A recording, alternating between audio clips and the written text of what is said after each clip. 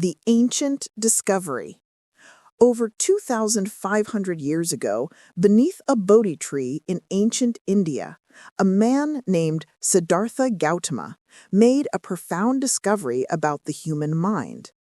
After years of extreme asceticism and deep meditation, he uncovered a fundamental truth that would transform him into the Buddha, the awakened one. His insight wasn't mystical mumbo-jumbo. It was a precise observation about how the mind creates suffering, and more importantly, how it can be liberated. The secret? The mind is not a fixed entity, but a constantly changing process that we can observe, understand, and reshape.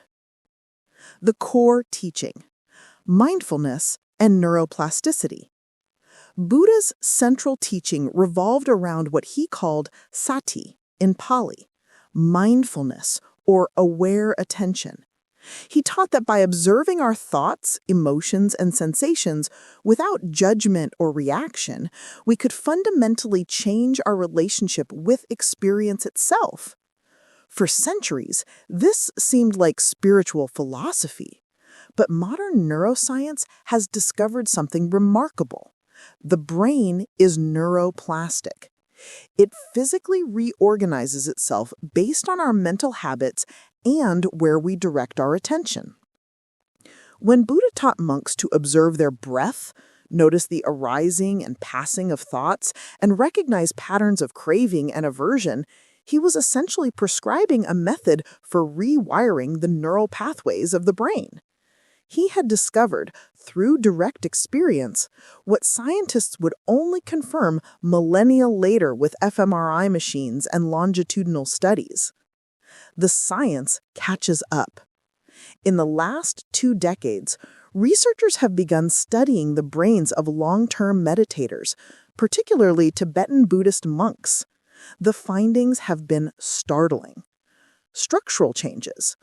Regular meditation practice increases gray matter density in areas associated with learning, memory, emotional regulation, and perspective taking. It literally grows the parts of the brain responsible for attention and compassion. The 3 marks of existence. Buddha articulated 3 fundamental characteristics of all phenomena: anicca, impermanence. Everything changes. Nothing is fixed. Dukkha, suffering or unsatisfactoriness. Clinging to impermanent things causes suffering. And anatta, non-self. There is no unchanging, permanent self. Modern psychology and neuroscience have validated each of these observations. Impermanence. Neural patterns, emotions, and thoughts are transient electrochemical events. Even our personalities shift over time. Suffering from attachment. Research in hedonic adaptation shows that clinging to external circumstances for happiness leads to a hedonic treadmill. We quickly adapt to positive changes and return to baseline, constantly chasing the next thing. Non-self. The unified self we experience is actually a construction, a narrative created by various brain regions working together. Studies of split brain patients and neurological conditions reveal that consciousness is far more fragmented and processual than our subjective experience suggests. The practical application. Buddha didn't teach these principles as abstract philosophy. He offered a practical path, the Eightfold Path and various meditation techniques designed to transform the mind through direct experience. The secret he discovered was essentially this: suffering isn't caused by external circumstances, but by our mind's habitual reactions to those circumstances. By training attention and awareness, we can break these automatic patterns and experience profound freedom.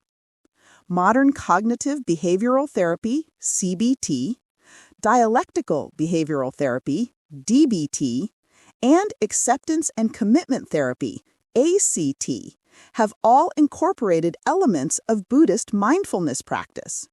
The clinical evidence is overwhelming. These approaches effectively treat depression, anxiety, chronic pain, and addiction. The revolutionary insight. What makes Buddhist discovery so revolutionary, and why science is only now catching up, is that it challenges our fundamental assumptions about consciousness and well-being. We typically assume that happiness comes from getting what we want and avoiding what we don't want. Buddha showed that this approach itself is the problem. True peace comes not from controlling external conditions, but from changing our internal relationship to all experience. We assume we are our thoughts.